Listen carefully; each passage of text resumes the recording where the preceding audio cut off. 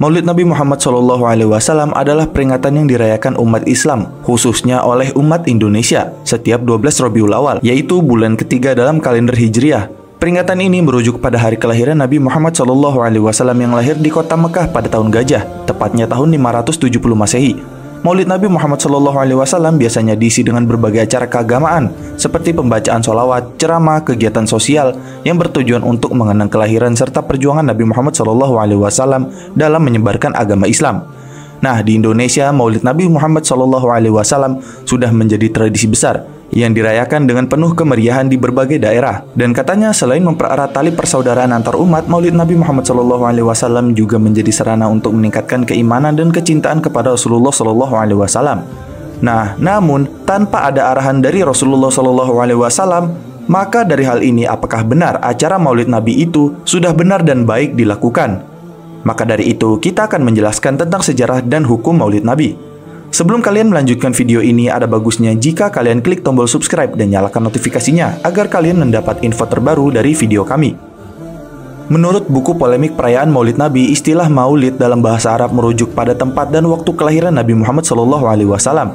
Dan di sisi lain, secara istilah, dalam buku argumen Islam Ramah Budaya menjelaskan bahwa Maulid Nabi Muhammad SAW adalah bentuk ekspresi kecintaan umat Islam, terutama di Indonesia, terhadap Rasulullah SAW. Dan di sisi lain, dalam buku Pro Kontra Maulid Nabi juga menjelaskan bahwa perayaan ini awalnya disebut sebagai walada atau wiladah, yang berarti kelahiran. Selanjutnya istilah maulud muncul dan merujuk pada orang yang dilahirkan, sebelum akhirnya digunakan istilah maulid yang berarti hari atau tempat kelahiran. Namun selain dari dalam buku tersebut, kita juga akan membahas Maulid Nabi dalam tinjauan sejarah. Nah, sejarah munculnya peringatan Maulid Nabi. Jika kita menelusuri dalam kitab tarikh atau sejarah, perayaan Maulid Nabi tidak kita temukan pada masa sahabat, tabi'in, tabi'ut tabi'in, dan 4 imam mazhab, yaitu Imam Abu Hanifah, Imam Malik, Imam Syafi'i, dan Imam Ahmad. Nah, padahal mereka adalah orang-orang yang sangat cinta dan mengagungkan Nabinya SAW. Mereka adalah orang-orang yang paling paham mengenai sunnahnya Nabi SAW dan paling semangat dalam mengikuti setiap ajaran beliau.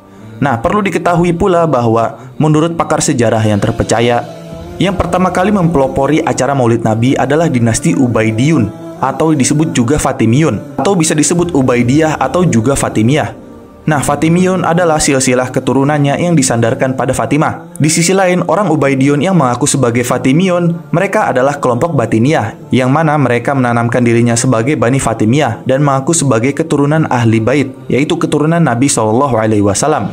Dan sebagai buktinya adalah penjelasan berikut ini, yaitu Al-Makrizi, seorang pakar sejarah, mengatakan dalam kitabnya Al-Mawaiz wal-I'tibar bi-Dzikri Khutoti wal-Athar yang dinukil dari kitab Al-Maulid dan Al-Bida' Al-Hawaliyah, yang mana dalam kitab ini dikatakan bahwa para khalifah Fatimiyun memiliki banyak perayaan sepanjang tahun, yang mana yaitu ada perayaan tahun baru dari Asyura, Maulid hari kelahiran Nabi, Maulid Ali bin Abi Thalib, Maulid Hasan dan Husain, Maulid Fatimah Al-Zahra, Maulid Khalifah yang sedang berkuasa, perayaan malam pertama bulan Rajab, perayaan malam pertengahan bulan Rajab, perayaan malam pertama bulan Sya'ban, perayaan malam pertengahan bulan Rajab, perayaan malam pertama bulan Ramadan, perayaan malam penutup Ramadan, perayaan Idul Fitri, perayaan Idul Adha, perayaan Idul Ghadir, perayaan musim dingin dan musim panas, perayaan malam Al-Kholij, hari Nauruz atau tahun baru Persia, hari Al-Ghotos, hari Milad atau Natal, hari Al-Khomisul Adas atau 3 hari sebelum Paskah, dan hari Rukubat. Nah, kemudian di sisi lain, Asy-Syaikh Bakhit Al-Muti'i, yaitu sang mufti negeri Mesir, dalam kitabnya Ahsanul Kalam mengatakan bahwa yang pertama kali mengadakan 6 perayaan Maulid, yaitu perayaan Maulid hari kelahiran Nabi SAW, Maulid Ali, Maulid Fatimah, Maulid Al-Hasan, Maulid Al-Husain radhiyallahu anhum, dan Maulid Khalifah yang berkuasa saat itu, yaitu Al-Mu'iz Lidinillah, yaitu keturunan Ubaidillah dari dinasti Fatimiyun pada tahun 362 Hijriah. Nah, kemudian Daulah Batiniyah ini baru berkuasa pada awal abad keempat Hijriah. Oleh karena itu, para ulama sepakat bahwa Maulid Nabi SAW baru muncul di zaman belakangan, setelah berakhirnya masa 3 abad yang paling utama dalam umat ini. Artinya, peringatan Maulid ini belum pernah ada di zaman Nabi SAW dan para sahabat, para tabi'in, dan para tabi'in. Nah, kemudian Al-Hafidz As-Sakhawi mengatakan, peringatan Maulid Nabi Shallallahu Alaihi Wasallam belum pernah dinukil dari seorang ulama generasi terdahulu yang termasuk dalam 3 generasi utama dalam Islam. Namun peringatan ini telah terjadi setelah masa itu. Nah, karena itu pada hakikatnya tujuan utama daulah ini mengadakan peringatan Maulid Nabi Shallallahu Alaihi Wasallam adalah dalam rangka menyebarkan akidah dan kesesatan mereka dari para Ubaidiyun, dan mereka mengambil simpati kaum muslimin dengan kedok cinta Ahlul Bait Nabi Shallallahu Alaihi Wasallam. Dan hal ini dijelaskan dalam kitab Dahiratul Ihtifal bil Maulid An-Nabawi karya Abdul Karim Al-Hamdan. Lalu dari hal ini, maka siapakah Bani Fatimiyah atau Fatimiyun yang sebenarnya? Nah, kebanyakan orang belum mengetahui siapakah Fatimiyun atau Ubaidiyun. Seolah-olah Fatimiyun ini adalah orang-orang soleh dan punya i'tiqad baik untuk mengagungkan Nabi Shallallahu Alaihi Wasallam dengan menciptakan Maulid Nabi. Nah, tetapi ternyata tidak demikian. Banyak ulama menyatakan sesatnya mereka dan berusaha membongkar kesesatan Ubaidiyun. Nah, Al-Qadi Al-Baqilani menulis kitab khusus untuk membantah Fatimiyun yang beliau namakan Kashful Asrar wa Hadkul Astar, yaitu menyingkap rahasia dan mengoyak tirai. Dalam kitab tersebut, beliau membuka kedok Fatimiyun dengan mengatakan mereka adalah suatu kaum yang menampakkan pemahaman Rafidah atau Syiah dan menyembunyikan kekufuran semata. Jadi intinya, Bani Fatimiyah atau Fatimiyun ini adalah sekelompok orang Syiah pengikut Ubaid bin Maimun Al-Qaddah, dan mereka menyebut dirinya sebagai Bani Fatimiyah karena menganggap bahwa pemimpin mereka adalah keturunan Fatimah putri Nabi Shallallahu Alaihi Wasallam. Nah, meskipun aslinya ini adalah pengakuan dusta, namun nama yang lebih layak untuk mereka adalah Bani Ubaidiyah, bukan Bani Fatimiyah. Kelompok ini memiliki paham Syiah yang menentang Ahlus Sunnah dari sejak didirikan sampai masa keturunannya. Berkuasa di benua Afrika bagian utara selama kurang lebih 2 abad. Dimulai sejak keberhasilan mereka dalam meruntuhkan Daulah Bani Rustum tahun 297 Hijriah dan diakhiri dengan keruntuhan mereka di tangan Daulah Salahuddin Al-Ayyubi pada tahun 564 Hijriah. Dan di sisi lain, Daulah Fatimiyah ini memiliki hubungan erat dengan kelompok Syiah Al-Qarmitah Batiniyah. Perlu diketahui bahwa kelompok Al-Qarmitah Batiniyah ini memiliki keyakinan yang sangat menyimpang dari ajaran Islam, yang mana diantaranya mereka hendak menghilangkan syariat haji dalam agama Islam. Oleh karena itu, pada musim haji tahun 317 Hijriah, kelompok ini melakukan kekacauan di Tanah Haram dengan membantai para jamaah haji, merobek-robek kain penutup pintu Ka'bah, dan merampas Hajar Aswad serta menyimpannya di daerahnya selama 22 tahun. Nah, Bani Ubaidiyah atau Abu Ubaid Al-Qaddah yang mengaku sebagai Bani Fatimiyah ini nama aslinya adalah Ubaidillah bin Maimun, atau dia juga bisa disebut sebagai Abu Muhammad, dan dia digelari dengan Al-Qaddah yang artinya mencolok karena orang ini suka memakai celak sehingga matanya terlihat mencolok. Dan pada asalnya dia adalah orang Yahudi yang membenci Islam dan hendak menghancurkan kaum muslimin dari dalam, yang mana dia menanamkan akidah batiniyah, di mana setiap ayat Al-Quran itu memiliki makna batin yang hanya diketahui oleh orang-orang khusus di antara kelompok mereka. Maka dengan hal ini dia merusak ajaran Islam dengan alasan adanya wahyu batin yang dia terima dan tidak diketahui oleh orang lain. Dan hal ini dijelaskan dalam kitab Al-Ghazwu Al-Fikr dan Ad-Daulah Al-Fatimiyah karya Ali Muhammad As-Halabi. Kemudian Ubaidillah adalah pendiri dan sekaligus orang yang pertama kali memimpin Bani Fatimiyah. Pengikutnya menggelarinya dengan Al-Mahdi Al-Muhtador atau Al-Mahdi yang dinantikan kedatangannya. Nah, berasal dari Irak dan dilahirkan di daerah Kufah pada tahun 206 Hijriah. Dan dirinya mengaku sebagai keturunan salah satu Ahlul Bait Ismail bin Ja'far As-Sadiq melalui pernikahan rohani atau nikah non-fisik. Namun kaum muslimin di daerah Maghrib mengingkari pengakuan nasabnya, dan yang benar dia adalah keturunan Said bin Ahmad Al-Qaddah. Dan terkadang orang ini mengaku sebagai pelayan Muhammad bin Ja'far As-Sadiq. Semua ini dilakukan dalam rangka menarik perhatian manusia dan mencari simpati umat. Oleh karena itu, tidak heran jika banyak di antara orang-orang bodoh daerah Afrika yang membenarkan dirinya dan menjadikannya sebagai pemimpin. Dan hal ini dijelaskan dalam kitab Al-Bidayah wa An-Nihayah karya Ibnu Katsir dan Daulah Al-Fatimiyah karya Ali Muhammad As-Salabi. Di sisi lain, Bani Fatimiyah atau Ubaidiyun yang juga menyatakan bahwa mereka memiliki nasab silsilah keturunan sampai Fatimah itu hanyalah kedustaan, karena tidak ada satupun para ulama yang menyatakannya demikian. Ahmad bin Abdul Halim juga mengatakan dalam kitab yang sama, yaitu sudah diketahui bersama dan tidak bisa disangsikan lagi bahwa siapa yang menganggap mereka di atas keimanan dan ketakwaan atau menganggap mereka memiliki silsilah keturunan sampai Fatimah, sungguh ini adalah suatu anggapan tanpa dasar ilmu sama sekali. Dan Allah Ta'ala berfirman yang artinya, dan janganlah kamu mengikuti apa yang kamu tidak mempunyai pengetahuan tentangnya. Quran Surat Al-Isra ayat 36. Dan perlu diketahui bahwa tidak ada satupun ulama yang menyatakan benarnya silsilah keturunan mereka sampai pada Fatimah. Nah, dan begitu pula Ibnu Khalikan mengatakan, para ulama peneliti nasab mengingkari klaim mereka dalam nasab yang katanya sampai Fatimah. Dan kemudian masih banyak lagi ulama-ulama terdahulu yang mengingkari nasab mereka yang sampai pada Fatimah, yang mana padahal mereka ini adalah pencipta Maulid Nabi.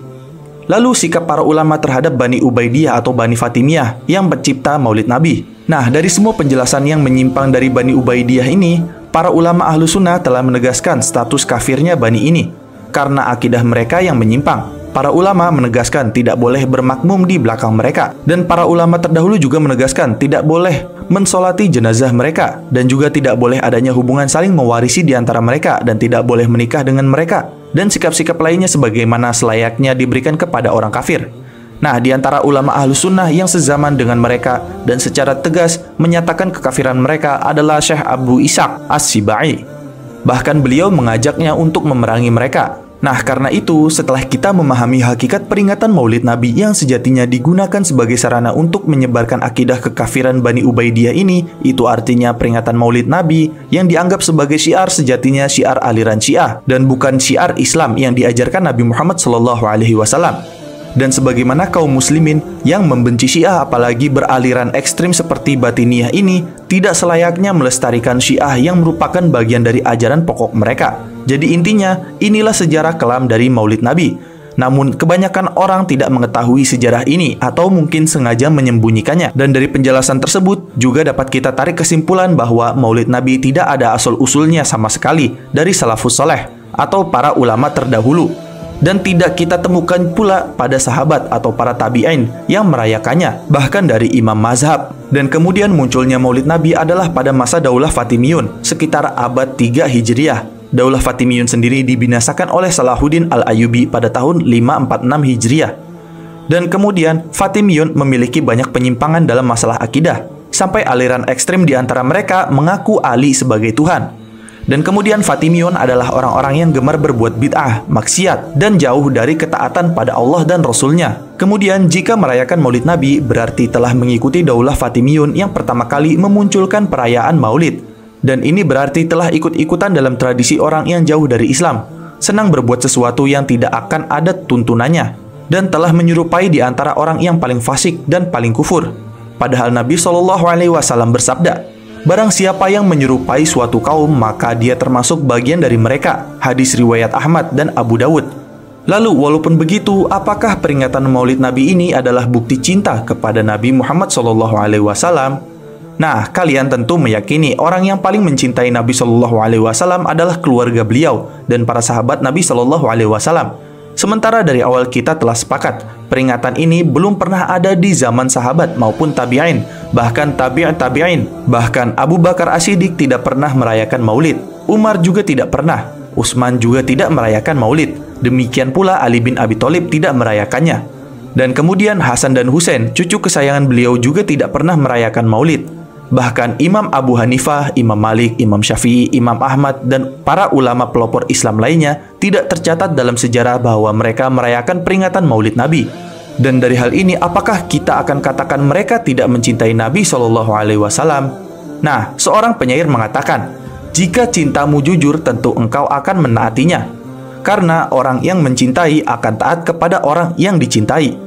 Cinta orang yang sejati bukanlah dengan merayakan hari kelahiran seseorang. Namun cinta yang sejati adalah dibuktikan dengan ketaatan kepada orang yang dicintainya.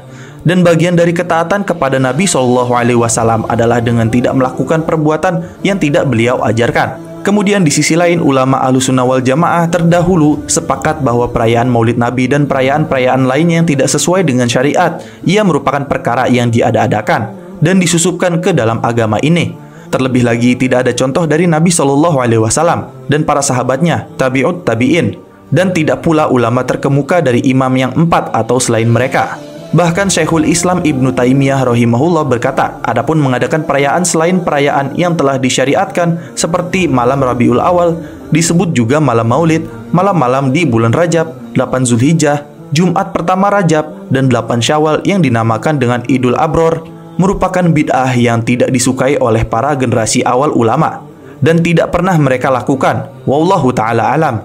Dan juga Ibnu Taimiyah menyebutkan di dalam kitabnya Iqtida Asy-Syiratal Mustaqim, pasal yang termasuk kemungkaran dalam bab ini, yaitu adalah seluruh perayaan-perayaan dan musim yang diada-adakan, ia termasuk kemungkaran yang makruh atau dibenci. Sama saja apakah kemakruhan sampai ke derajat haram atau belum. Dan dalam hal ini Ibnu Taimiyah juga menjelaskan, yang demikian masuk kategori bid'ah dan muhdasah atau ajaran yang diada-adakan, masuk dalam hadis yang diriwayatkan oleh Muslim di dalam sahihnya dari Jabir radhiyallahu anhu. Dia berkata, Rasulullah shallallahu alaihi wasallam jika berkhutbah matanya memerah, meninggi suaranya dan temperamennya, bahkan seakan tengah mengkomando pasukan perang dengan menyuruh umatnya waspada setiap saat. Seraya berkata, jarak antara pengutusanku dan hari kiamat seperti ini, dan beliau pun merapatkan jari telunjuk dan jari tengahnya, lalu melanjutkan, adapun selanjutnya sesungguhnya sebaik-baik ucapan adalah firman Allah, dan sebaik-baik petunjuk adalah petunjuk Muhammad. Sedangkan perkara yang paling buruk adalah bid'ah, yaitu sesuatu yang dibuat-buat dalam agama, dan setiap bid'ah yang dibuat-buat dalam agama adalah sesat. Bahkan dalam hadis riwayat An-Nasa'i, dan setiap kesesatan tempatnya di neraka. Dan juga beliau pun menjelaskan bahwa waktu terbagi menjadi 3, termasuk diantaranya perayaan terkait sesuatu tempat dan aktivitas. Yang pertama, hari yang tidak digunakan sama sekali oleh syariat Islam dan tidak disinggung oleh generasi salaf. Dan tidak pula ada sesuatu yang mengharuskan untuk mengagungkannya, seperti Kamis dan Jumat pertama bulan Rajab yang dinamakan dengan Ar-Raqaib. Kedua, berlangsungnya suatu peristiwa yang peristiwa itu juga berlangsung pada waktu yang lain, tanpa ada hal apapun yang mewajibkannya untuk dirayakan, dan generasi salaf tidak ada yang mengagungkannya. Seperti hari ke-18 Zulhijjah, saat Rasulullah SAW berkhutbah di tempat yang bernama Ghadir Kham, sepulang dari Haji Wada. Nah, termasuk juga segala yang dibuat-buat oleh sebagian orang, bisa dalam bentuk menyaingi kaum Nasrani dalam memperingati hari kelahiran Nabi Isa alaihi salam atau karena kecintaan kepada Nabi Shallallahu alaihi wasallam. Dan Allah membenarkan kecintaan mereka, tetapi tidak dengan bid'ah yang dilakukan. Siapa yang menjadikan hari kelahiran Nabi Shallallahu alaihi wasallam sebagai hari perayaan, maka perbuatannya itu tidak pernah dilakukan oleh generasi salaf atau generasi awal, meskipun mereka juga mencintai Nabi dan tidak ada penghalang untuk juga melakukannya jika itu memang baik. Jika perayaan Maulid murni kebaikan atau rajih atau asumsi kuat, tentunya generasi salaf radhiyallahu anhu atau ulama terdahulu lebih berhak merayakannya daripada kita.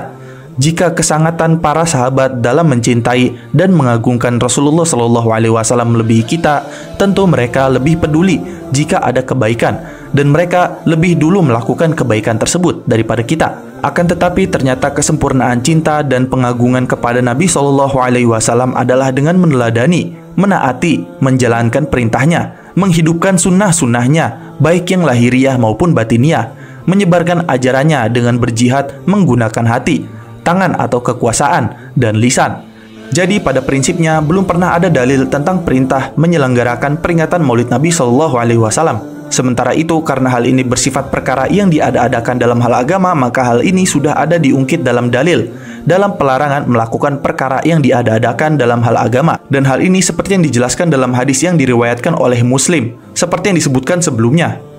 Selain itu, perbuatan maulid ini juga termasuk perbuatan yang dilarang. Misalnya adalah perbuatan-perbuatan bid'ah dan mengandung unsur syirik serta memuja-muja Nabi Muhammad SAW secara berlebihan, seperti membaca wirid-wirid atau bacaan-bacaan sejenis yang tidak jelas sumber dan dalilnya. Di sisi lain, Nabi Muhammad sendiri telah menyatakan dalam sebuah hadis diriwayatkan dari Umar radhiyallahu anhu, ia berkata, "Aku mendengar Nabi Muhammad SAW bersabda, janganlah kamu memberi penghormatan, memuji, memuliakan kepada saya secara berlebihan sebagaimana orang Nasrani yang telah memberi penghormatan, memuji, memuliakan kepada Isa putra Maryam.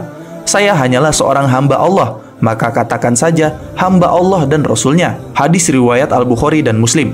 Nah, adapun yang dimaksud dengan kemaslahatan di sini adalah peringatan Maulid Nabi Shallallahu alaihi wasallam yang dipandang perlu diselenggarakan tersebut harus mengandung kepentingan dakwah Islam, meningkatkan iman dan takwa, serta mencintai dan meneladani sifat perilaku kepemimpinan dan perjuangan Nabi Muhammad SAW. Dan hal ini dapat dilakukan misalnya dengan cara menyelenggarakan pengajian atau acara lain yang sejenis yang mengandung materi kisah-kisah keteladanan Nabi Muhammad SAW. Dan Allah Subhanahu wa Ta'ala telah menegaskan dalam Al-Quran bahwa Rasulullah SAW adalah sebaik-baiknya suri teladan bagi umat manusia.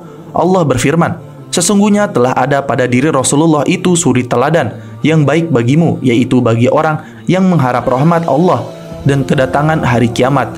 Dan dia banyak menyebut Allah." Quran Surat Al-Ahzab ayat 21. Jadi sebaik-baiknya ajaran adalah ajaran langsung dari tuntunan dari Nabi SAW. Dan jika Rasulullah saja melarang memuji dirinya secara berlebihan, bahkan dalam hal ini membuat acara khusus kelahirannya, nyatanya itu sangatlah salah, karena bertentangan dengan pesan dan tuntunan Nabi SAW. Wallahu alam. Dan demikian adalah pembahasan sejarah dan hukum Maulid Nabi. Jangan lupa like, share, dan subscribe. Jangan lupa komen di bawah tentang pendapat kalian di video kami kali ini. Sampai jumpa di video kami berikutnya.